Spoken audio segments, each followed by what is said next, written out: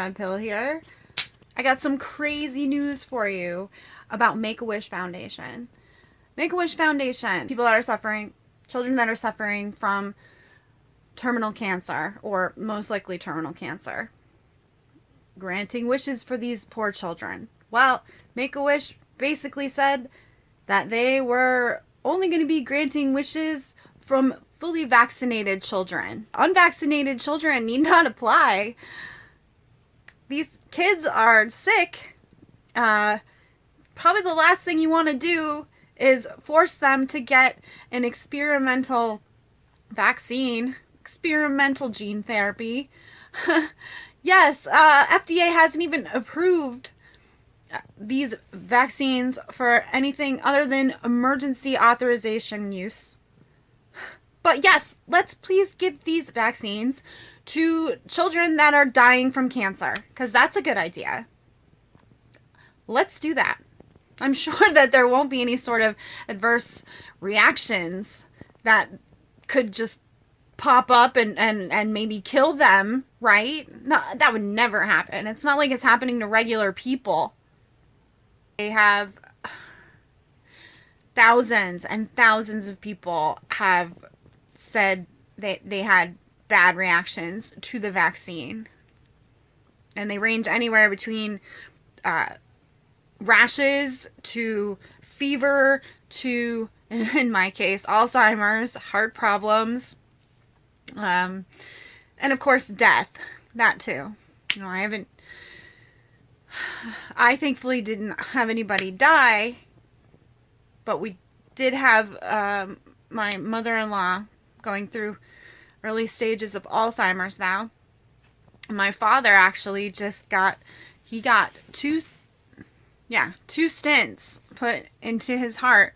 He's never had a heart problem before in his life, but after he got the COVID shot, he started feeling this pain in his chest that he had never felt before, and it was, to say the least, it was really bothering him. He tends to have a good idea of what his body feels like when it's normal versus if something is out of whack. He's very good about figuring that stuff out. I'm also good about that too. Like, I know what's normal for me. So he knew it was normal for him. He had a pain in his chest. He said, and there was like a coldness to it that really kind of freaked him out. And he was getting that from going for walks and things that he had done before that was fine. You know, he had never had issues with it before. And now all of a sudden he did. At first we didn't even tie it to the vaccine. We were just, I don't know. I guess I was thinking, oh, you could be out of shape, you know. You did hit the candy bowl a bit, and we had a long winter, and maybe you're just out of shape. But that's not what it was. Thankfully, he went to the doctor, and the doctor said, you know, it's your heart. And we don't know how bad the problem is. We're going to have to get in there when we put stents in. We'll find out, you know, as far as how much blockage we're dealing with. And after he did have his stents put in, we found out that there was, I think it was, one of them was 90% blocked and the other one was like 85% blocked. It was pretty bad. And he might have been a heart attack in the waiting. But what I think happened was he got the vaccine, and the vaccine triggered something in his heart, gave him a reaction that he realized was strange. And because of that, it almost worked as like an early warning system. So in my father's case, I guess best case scenario was he ended up with a reaction that brought him to the hospital that was that stopped him from potentially having a heart attack or a stroke, because it kind of alerted him to blockages that were in his heart. Meanwhile, with my mother-in-law, she just keeps forgetting more and more things. And it gets that much harder for Mike when he has to talk to her multiple times a day to remind her what they talked about in the morning, or that they had talked in the morning at all.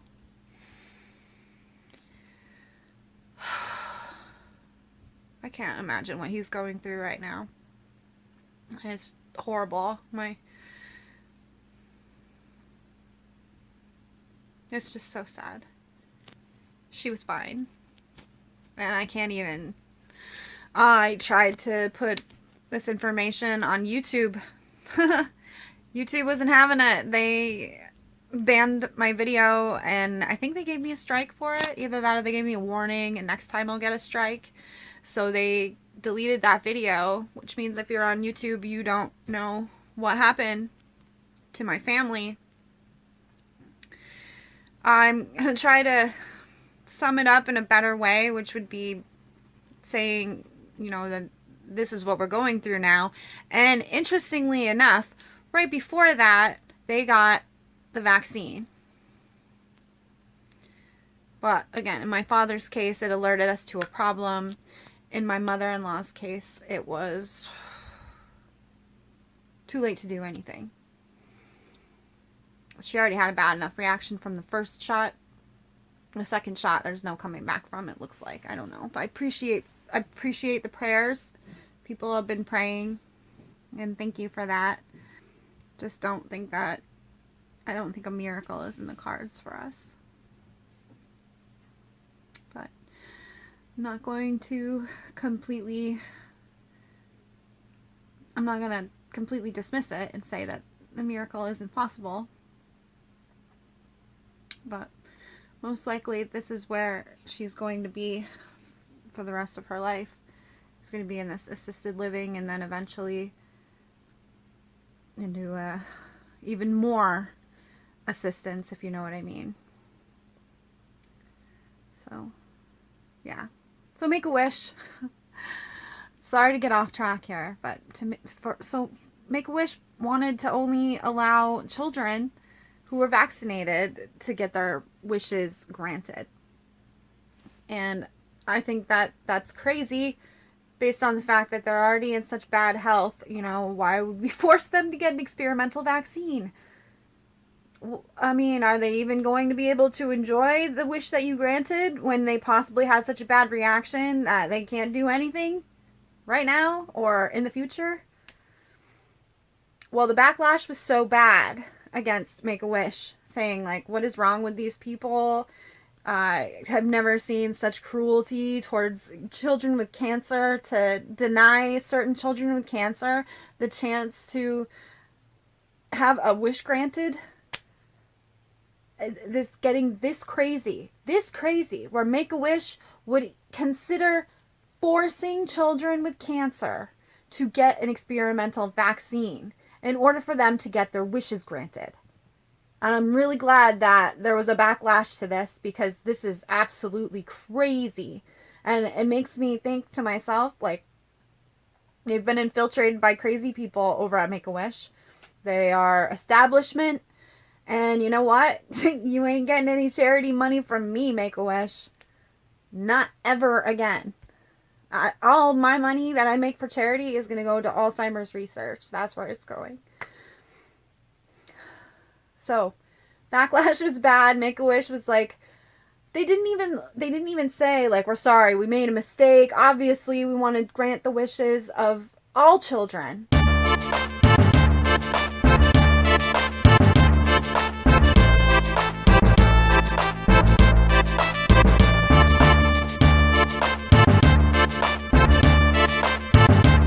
They didn't acknowledge that they had originally said that we will grant wishes to the vaccinated, and you would have to prove that you were vaccinated because of travel restrictions and things like that.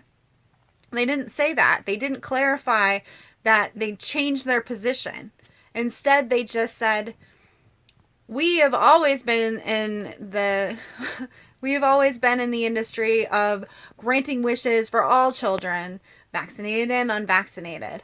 No. Make-A-Wish, that's a lie. You were pushing vaccination on young children who already have compromised immune systems, very ill, and will potentially be dying soon. You wanted to push experimental vaccines on these children. And because of this, I am never donating to your organization. I had a eBay store where I sold refurbished My Little Ponies, and one of the organizations that I would always put money, if I was selling, and a lot of times I would sell things and I would put like 10% or 5% or whatever will go to charity, and one of those charities would always be Make-A-Wish. And now that's not going to happen anymore. Make-A-Wish, you've really disappointed me. It's frustrating. Gotta hang in there though, right guys? Don't let this type of thing get you down. There's still a lot of good in the world, right? Focus on that. So if you like what I had to say today, please hit the like button. Hit the subscribe button. If you would like to see more videos that are like this one, just follow the playlist. I think it's just called like Take the Red Pill. Hit that button, go to the playlist, and you'll see a whole bunch of videos that are just like this. Leave me a comment. I'd love to hear from you guys. I try to always get back to you. So maybe we can start some sort of conversation. Alright, well, thanks for watching. God bless America. I'll see you next time. Bye.